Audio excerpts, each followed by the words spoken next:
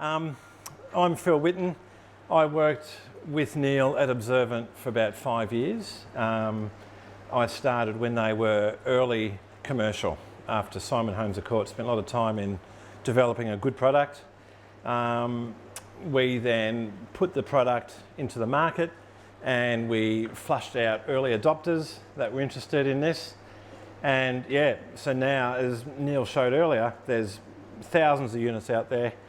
I did that for a few years, and then 3 years ago, I set up my own business, Farm Monitoring Solutions. And I was lucky enough to pick up the services of Neil and also Observant's ex-head of support, and I'll talk about the importance of support in a minute. And we've also got another engineer in the office, and we've got a field installers sort of scattered around Australia. And this is really all we do, because it's such a good product and we've far from exhausted the market. We've got a long way to go before that's happened, and so we live and breathe this stuff, as you would have heard listening to Neil. What I'm going to do, James Clark, who some of you may know James up at Carrollton, a few nods. He was meant to be here today, but unfortunately circumstances led yesterday that he wasn't able to come, so here's an apology. I'm sure he would have liked to have seen you all. But he rang us about a year and a half ago, and if any of you who know his property and what Neil ran through, very challenging. And the reason we invited him here, and I'm speaking as this part of the talk is the grower experience, and then I'll go back to some other systems. He rang me from Robe, I think he was, or Beachport or somewhere, when I was on holidays myself, just after New Year, just with a query to buy a bit more stuff. And he said, I've got to say, he said, this has changed our lives. And I'm thinking, oh God, I hope it's for the better. And it was for the better, which is great. He said, we can take holidays now with confidence in technology. So that was really good to hear that from James, because he was what I would call a good operator, a wool grower. This was all very new to him. And as Neil said, we did all the pre-work and the pre-design, and we even pre-configured all of these, and then we shipped them out to him. And with our instructions, he went around and installed them all. So he'd be out of phone range and he'd ring me in the morning and say, right, I'm going to go and install those 5 out the northeast side of the property. I said, great. And so I'd be in the office doing stuff, and I'd see his units come online as he goes, and he'd come back at lunchtime and say, here we go, yep, all good, or go back and check an antenna or whatever it was. And yeah, you know, within a short amount of time, he had the whole lot installed. And then things like adjusting the camera, you know, we could see, had he aimed it at the right spot, we could see all that online. And then he started really using it, and he's got some interesting, anyone who knows him, worthwhile talking to him, because he's done some metrics on, not only has it saved him time and in just regularly driving around checking or paying someone to do that, but he gets early warnings of issues, and that's now what he says, and that's what most of our customers say.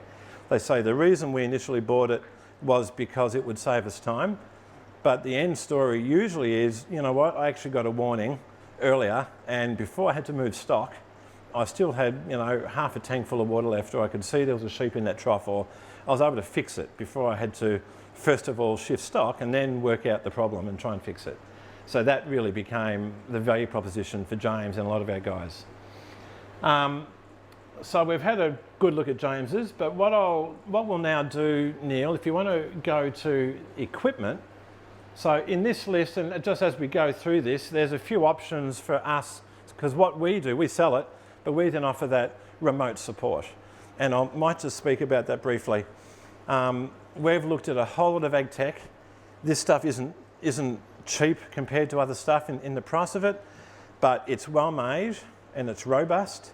And most importantly, when this stuff's going out, you know, in this region, you don't want to have to call someone to come and visit your farm and check what might have stopped working. We can remotely log into these things. Whenever they update a photo or a level, they also update a whole lot of health checks. So it checks its battery, it checks its signal strength, it checks its temperature, it checks everything. And I was saying to a lady here today, if only we could get your husbands to do the same health checks, plug them into the box and get that done. So it reports all that.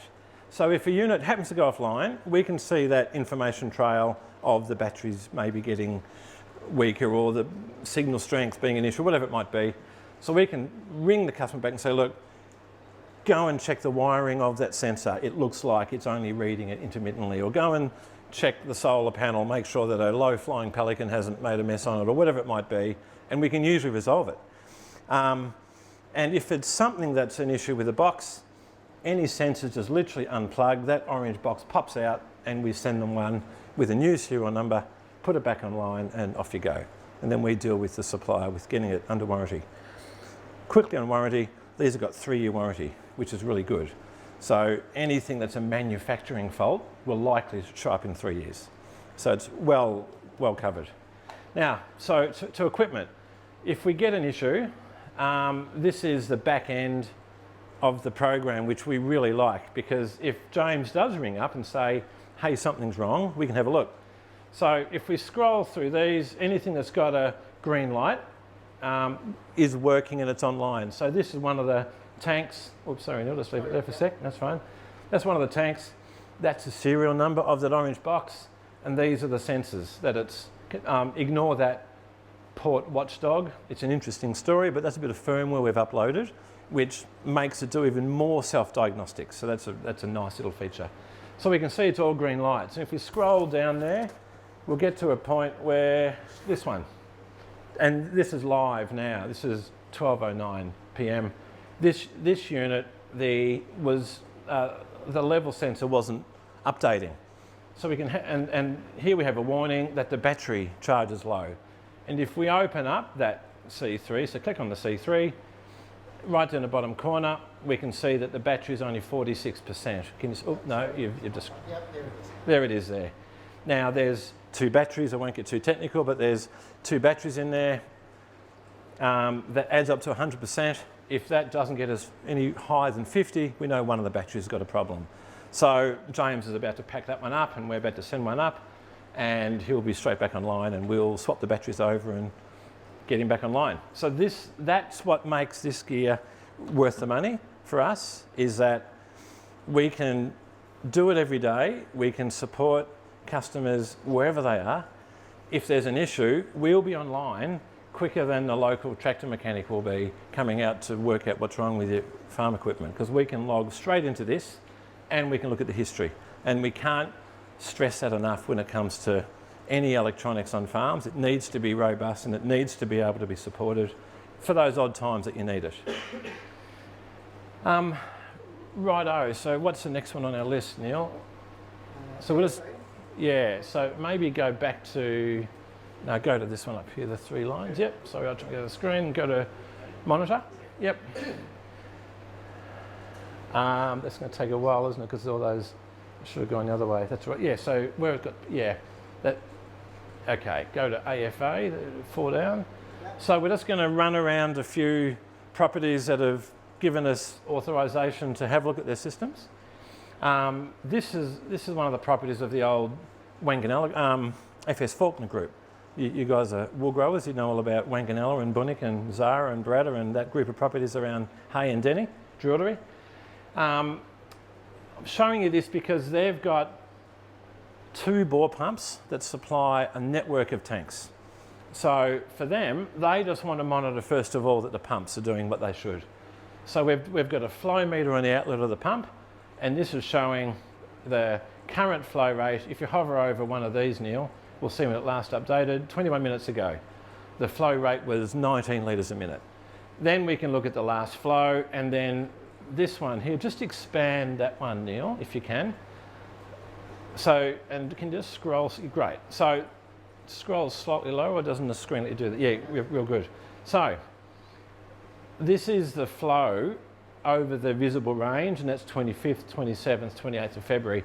So that's the afternoon of the day before, and each little bar represents, well, 50, 100, 150 litres.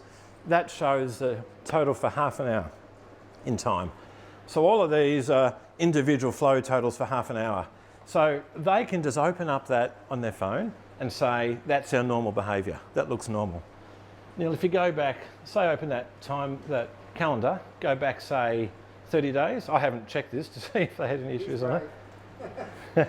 But if there was any periods where the flow, see that's, well, this is interesting. I'd say there was no stock in that paddock then, or obviously the pump wasn't running for some reason.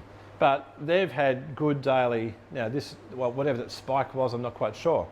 But if it reached a point here where there was constant flow, you know they've lost a float off a trough somewhere, or a tank's overflowing, it's free running.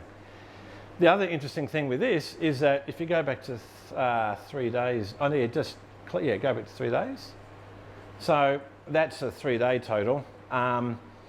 You can set a upper and a lower flow threshold. So they might look at that for a period and say, just close that again, yep, and scroll up. So far today, and we're only, halfway through the day. Sorry, Neil, open up again. Do you know how to grab just yesterday's? No, leave it there. Yep. Just wait for it to open up again. But it's a bit slow loading, isn't it? It might be my phone. Is that working? What I was going to show you there is you can set a, you maybe close it, that's right. But what you can set is a upper and lower daily flow maximum. Say that pump normally runs between 15 and 30,000 litres a day. You can set an alert at 31,000 litres. So if that happens at any time of the day, it means there's an issue downstream. You'll get a text message. Then you can go to your tanks. So now if you scroll down these, and this is what Neil was explaining before, these 4 tanks are the last tanks on lines, spur lines in their pipeline network.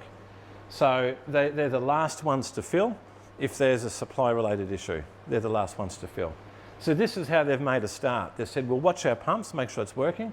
We'll look at the end tanks on those lines. If they're struggling to keep up, we know somewhere between the pump and the last tank we've got a problem. Now they'll end up filling in some gaps, and they might eventually end up with most of their tanks with their own monitoring on them. So that's how they've got that set up, and they've ended up adding a weather station. So they've got this box at the pump. It's got lots of spare inputs. They're also irrigated croppers, so it was interesting for them just to log some weather data. And so if any of you are croppers, we can talk about that sort of separately. But this weather station we use is an American-made weather station. It's really well priced. It's under $1,000, which is pretty good for weather stations.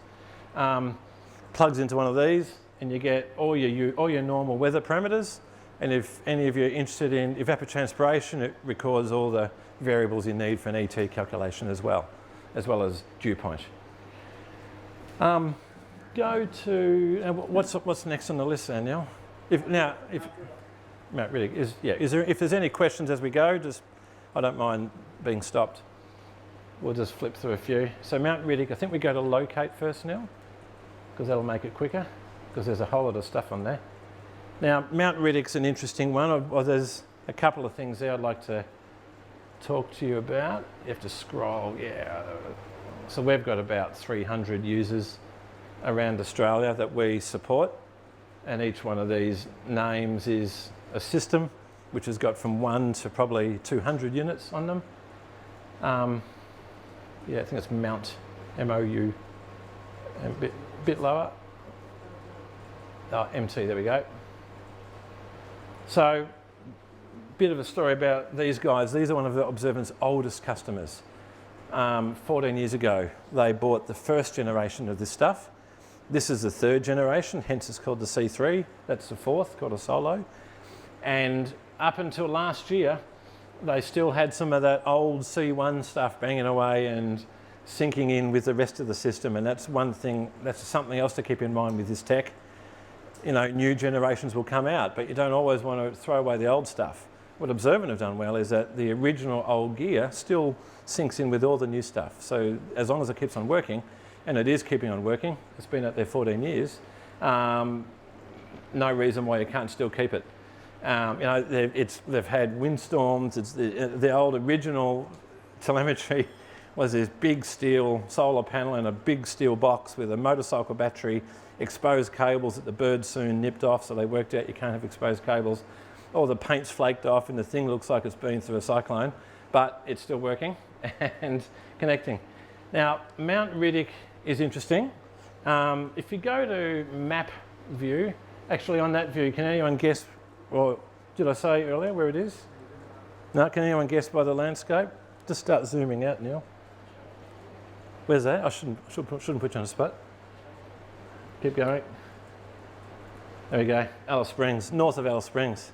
So zoom right in now, back to where you were. So it's a big property, so now go to select map up there and then zoom out a little bit. Yep, a bit more, just a bit more. There's Alice Springs. It's a big property up there. There's the McDonald Ranges. Just go one more zoom out. Now let's get a bit of proportion. Yeah, yep. So there's, that's the Queensland border. And they've got a good expanse of property through there. So zoom in a bit more. That system, and yep, stop there. I can tell you now, the house which doesn't show up on this because it hasn't got GPS on board, and neither does the repeater because it hasn't got a sensor connected to it. But the station's about here, and there's a Hearts range about here. So maybe go back to satellite now. You might be able to see that Hearts range actually. Yes, there's mountain range here. There's a repeater somewhere here which can see the house, and all the rest of these, either one or two hops, go up to that repeater and go back to the house that's got one of these plugged into the internet using SkyMuster satellite. And that's their connectivity. And if you look at the scale on this map, that's 10 Ks. Is sort of, that much. So we got, 10, 20, 30, 40, 50, 60, 80 or 90 Ks sort of spread, brings all that data back. And if you hover over, does it show the time on this page? Maybe not. Just open. Oh, that doesn't matter. No, it doesn't matter. We won't open the full page because it takes too long to load it. But they've all updated in the last hour or thereabouts. Yep. And Steve and Beck Cadzo are major advocates of this. They've given a TED talk on this stuff. Anyone that's familiar with TED talk? Yeah. Worthwhile looking up because they've sort of tried to implement useful technology, not stuff just for the sake of it. They've just put useful stuff in. Payback, I know Steve Cadzo said, and Steve would be the most non-technical beef Northern Territory guy, real soul of the earth guy. He reckons the payback on this was less than 12 months. And he paid $3 to $4 grand per point on that. And he said, that's just savings by not having to drive around, let alone early warning systems of fixing stuff before it was a major issue. Now, also interestingly, there's a lot of rain gauges, rain gauge, and if you scroll down, there's probably about 8 or 10 rain gauges on the property, sort of scattered around the property. Rain gauge. That's a pump that they manage. That's a diesel pump that they can remotely start and stop as well. What they've done with the rain gauges is they had the level sensors out there. They bought about 12 rain gauges last year. There's still a few more to go out. And they've now got a rainfall map of their property because it records rain, and they had no idea exactly where storms went until they'd gone out and seen how wet it was if they went out and seen the grass start to grow.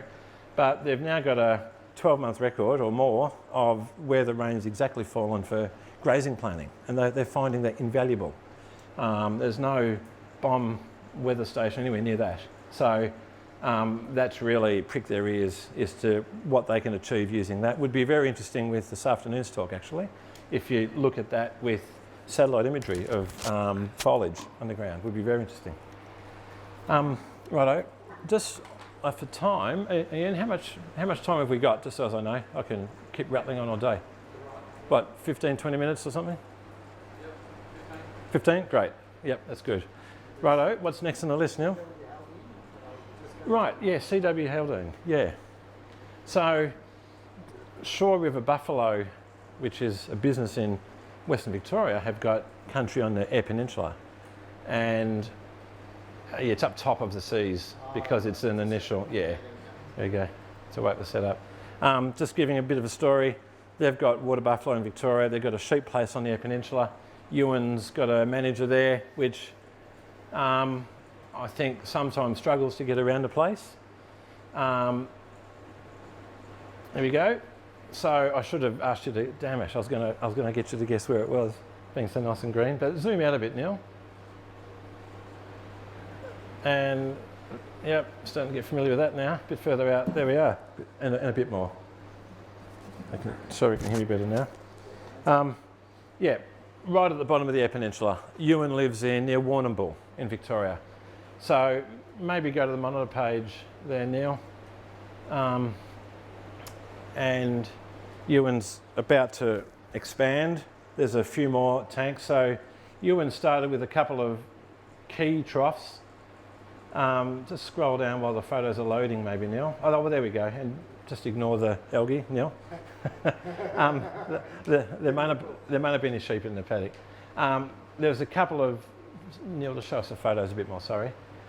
There was a couple of key water troughs, and the thing with the camera, you'll just scroll back. So hit that arrow next to it.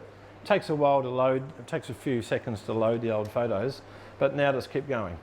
So if you see there's an issue with the trough, you can go back. That's yesterday at 3 o'clock, yesterday 12 o'clock, yesterday at 9 o'clock, and again, and the day before at 6 o'clock, and so on, day before, day before. So if you're wanting to go back and look at your history for some reason, for any reason, it keeps a history. In fact, you can put a date range in and go back about 12 months if you really wanted to, for any reason.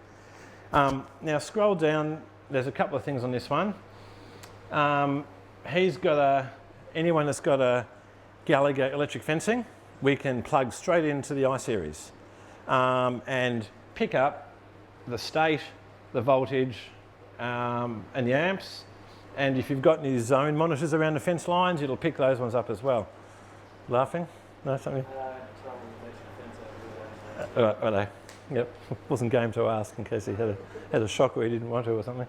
Now, the other interesting thing about this one, Neil, just hover on one of these ones, exclamation mark. Right. That's a warning saying that the data's not up to date and that the field unit hasn't been able to talk to the energiser. Now, he may have switched it off and he may not have stocked it. He may have destocked the place, I don't know. But so that's one thing where if you're wondering how do we know the data's up to date, if it's not, you'll get this warning.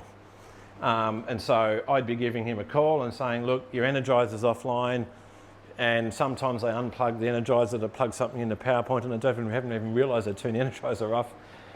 So that's how we show that. And just expand Tank 2's data, Neil. And yeah, he's got warnings. Now, Neil, can you open the cog of Tank 2? Just want to show you, right up top here, the cog right up here. Yep. Right, go to configure. So any of you that end up with something on a tank, this is how we set up the data so it is accurate. The first thing we do is we enter the height of the tank, and they vary, but they're normally about 2 to 2.2 or 3 metres. Next, Neil. The head clearance, so that's from the full level to where the sensor's mounted. Next one after that, Neil, we can show it as either depth or percentage full. But this next screen is really where the magic happens. If you get excited about it like Neil and I do, go next. This is where you can set alerts. So you can set a high and a very high and a low and a very low. So there's none set up on this one. They don't need alerts, but often you might have a low at 50%, and then another one at 25%. It's like you might have thought you fixed the problem, but it continues to drop, it'll send you another alert. Or alternatively, if you've got a pump, so say you've got this unit sitting on a tank, and you've got this unit, it doesn't matter how far away, managing a pump, we can automate the pump start as well. So in that case, we use a low level for the pump start level and the high level for the pump shut off. But if it drops to very low, the pump hasn't started or there's an issue. Or if it fills to very high, the pump's kept on running. So you get an alert at those levels. So it's very practical, nice little tool there for you to set up your alerts or set up automation if you wanted to. Righto, we're quickly running out of time. What's the most interesting on the list? Gecko. Oh yeah, that's interesting. Well, they're all interesting, but yep. Go to Gecko Clan. Yep. Now, groundwater level monitoring. I don't know if you guys have issues with how much water you've still got left in dry years. There's a couple of nods. There's a project, that's it, bore one, yep. This is just a project in northeast Victoria, funded by Goldmurray Water out of the climate change bucket of money, not bucket of water. We've got one of these units hooked up to a pressure sensor that we've dropped down a bore. And what it's doing is measuring the water depth below ground level. So that's 3 days worth. So when the solar pump runs, so if you look at the time period here, just hover your cursor so we can see what time of the day that is now. That's 6:05 p.m. So the pump's been running on up until then. And then when it got dark, the solar pump stopped and the groundwater level refilled again. And then we're going through the night here. And when did it start to really drop there, Neil? Up top there, 8:40 a.m. The sun's hit the pump and the pump's running and it's dragged the water level down. And these little spikes are cloud cover. When the cloud comes over, the solar pump loses efficiency, the water table refills again, the sun comes out, the pump runs full bore and the water table drops. But if you expand that, Neil, to say, go 30 days, there's something really interesting going on, which this guy wasn't aware, but this is what we'd expect. Sorry, go longer, go 3 months. This is the trend. Yeah, so back here in early December, it was up around 5 metres below. It would refill up to about 5 metres below ground level. And here we are now, it's sort of this, that's 5, 6, 7, 8 metres. He's dropped at least half a metre, and that's only over that time in a reasonable season over there rainfall wise. So for this guy, it's something which he'll use long term in managing groundwater levels, is to keep an eye on that. Yeah, keep an eye on it. And if it gets to a point where it's reaching, and we know the depth of where the sensor is, I just can't remember where it is, I think it's about 12 metres below ground, I think, the sensor. So is compared to 5, you've still got 7 metres of water and it drops down to 8, so we've still got 5 metres of water above the pump at the moment. But if we had another dry year this year, that could get to dangerous levels. So again, it's just another sort of sensor that we can use this equipment for. And it represents it in a really easy to read format. Yeah. All right, look, I'll wrap it up. Lots of stuff we can talk about. We've got brochures. Neil's based in Adelaide. We're based in northeast Victoria as an office. We've got people everywhere, but we do this all over the country. So if anyone's got any queries or would like a quote or even just info to send through for us to send back to you about what you could do, and by all means, if you do know James Clark, he says anyone can ring him. I don't think he realised there was as many here today, but yeah, he'd welcome a call because he loves it and he'll talk to you honestly about it as well. So.